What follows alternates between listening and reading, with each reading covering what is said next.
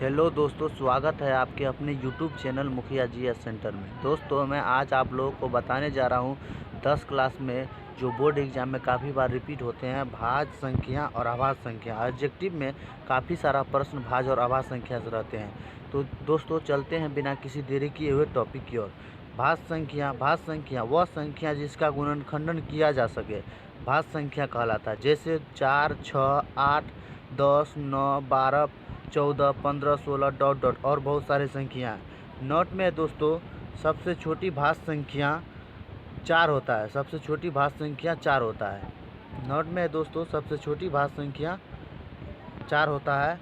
अभाज्य संख्या वह संख्या जिसका गुणनखंडन नहीं निकले अभाज्य संख्या कहलाता है। जैसे 2, 3, 5, 7, 11, 13, 17 डॉट डॉट और भी बहुत सारी संख्या हैं दोस्तों। नोट में है दोस्तों, सबसे छोटी अभाज्य संख्या 2 है। सबसे छोटी अभाज्य संख्या 2 है। इसी तरह आगे चलते हैं दोस्तों। यहाँ है टॉपिक अभाज्य संख्या का टॉपिक। इसमें कुछ प्रश्न होंगे अभाज्य संख्या का। यहाँ है प्रश्न दोस्तों, निम्न में से कौन अभाज्य संख्या? Option A 25, option B 47, option C 49, option D 56। तो इसमें हम देखेंगे निम्न में से कौन अभाज्य संख्या है। इसको हम सॉल्व करते हैं। 25 को देखिए दोस्तों, 5 गुना 5 करेंगे 25 हो जाएगा। ये इसका भाज्य निकल जाता है। 47 का नहीं निकलेगा, 49 का, 7 7 49 और 56 का 8 7 56। तो जिसका दोस्तों गुणनखंडन निकल गया वो तो भाज्य संख्या नहीं, वो तो भाज्य संख्या कहलाएगा। जिसका गुणनखंडन नहीं निकलेगा वो अभाज्य संख्या कहलाएगा। तो क्वेश्चन है दोस्तों, निम्न में से कौन अभाज्य संख्या? तो अभाज्य संख्या क्या होगा दोस्तों? ऑप्शन बी होगा। ऑप्शन बी 47 अभाज्य संख्या होगा। इसी तरह से आगे चलते हैं दोस्तों। आगे है निम्न में से कौन अभाज्य संख्या? वही क्वेश्चन है दोस्तों। उसी तरह जैसे उसको बनाए थे वैसे ही बनाना। ऑप्शन ए है 99। 99 का होता है 33 गुना 3 करते 99, भाज्य संख्या हो गया दोस्तों। 33 हो गया। 11 गुना 3 करते 33, 63 हो गया।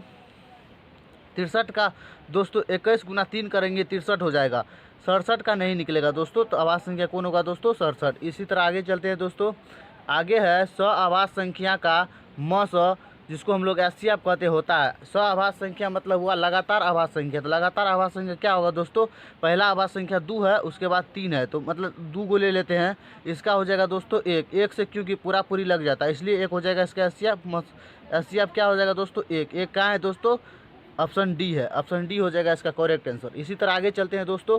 आगे है दोस्तों 3 लगातार अभाज्य संख्या का एचसीएफ है। 3 लगातार अभाज्य संख्या।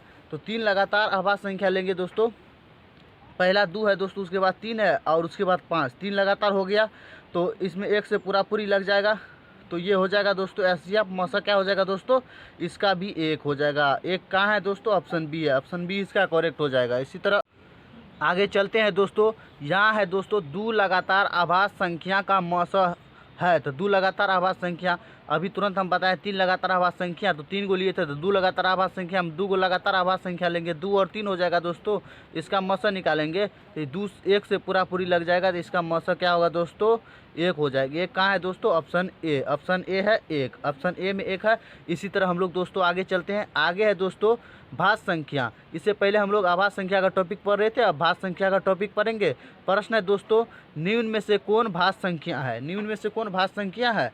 तो इसको हम बनाते हैं। देखिए दोस्तों, 23। 23 का गुणनखंडन नहीं निकलेगा दोस्तों। 49। 49 का निकालते हैं 7 7 49। इसी तरह 43 का निकालते हैं, 43 का नहीं निकलेगा दोस्तों। इसी तरह 67। 67 का नहीं निकलेगा। तो यहाँ क्वेश्चन है निम्न में से कौन भाज्य संख्या है? तो जिसका गुणनखंडन निकल जाए, मतलब जिसका गुणनखंडन निकले वही भाज्य होगा ना। तो ऑप्शन बी है इसका करेक्ट। इसी तरह हम लोग आगे चलते हैं दोस्तों। आगे है निम्न में से कौन भाज्य संख्या है? तो भाज्य संख्या के लिए रूल वही है दोस्तों, वही क्वेश्चन है। 47। 47 का गुणनखंडन नहीं निकलेगा, 99 का निकालते हैं। 33 गुना 3 करते हैं दोस्तों, 99 हो जाता है। 73 का नहीं निकलेगा, 97 का नहीं निकलेगा। तो जिसका गुणनखंडन निकलेगा वही भाज्य संख्या होगा। तो 99 हो जाएगा इसका दोस्तों। Option B correct. इसी तरह आगे चलते हैं दोस्तों। आगे है 2 लगातार भाज्य संख्या का मौस एचसीएफ होता है। 2 लगातार भाज्य संख्या लेंगे तो भाज्य संख्या हम बताए थे दोस्तों 4 से शुरू होता है। तो 4 और 6 का 2 को लगातार हो गया। 4 और 6 2 को संख्या हुआ ना। इसका मौसा पूछ रहा है तो 2 से लगाएंगे। 2 दूनी 4 और 3 दूनी 6। इसका मौसा क्या हो जाएगा दोस्तों? मौसा को इंग्लिश में एचसीएफ कहते हैं। मौसा इसका 2 हो जाएगा। 2 से पूरी कटा है इसलिए इसका मौसा 2 हो जाएगा। 2 कहाँ है दोस्तों? Option A. Option A correct है।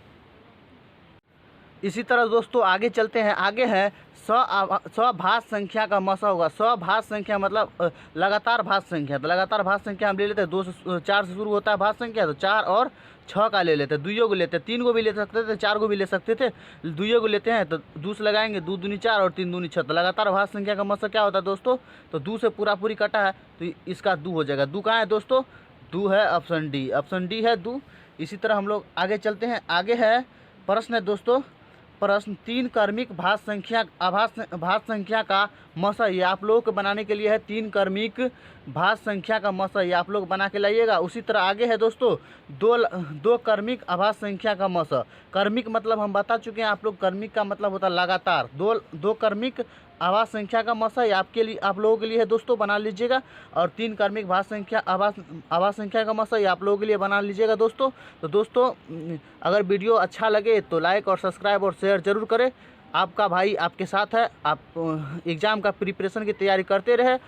धन्यवाद दोस्तों।